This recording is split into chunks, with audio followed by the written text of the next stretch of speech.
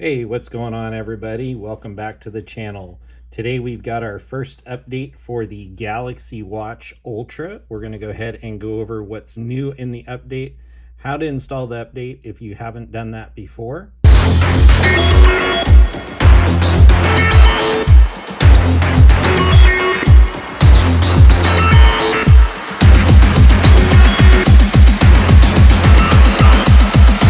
Alright, so Samsung's released the update for the Galaxy Watch Ultra as well as the Galaxy Watch 7.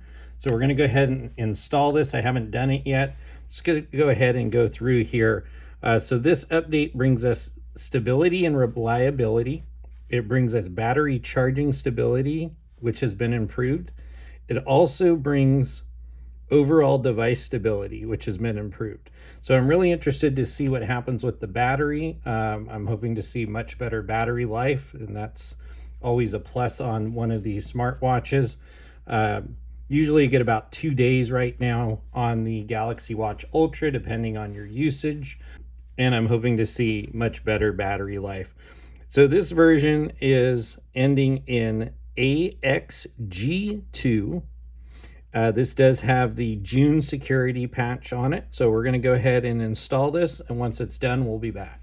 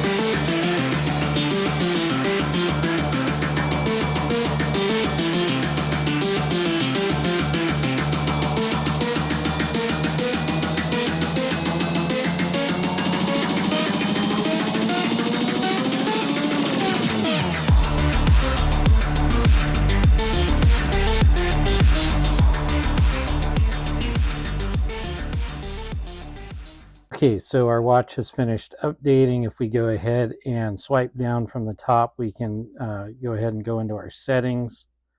And we're going to go ahead and scroll down until we get to About Watch.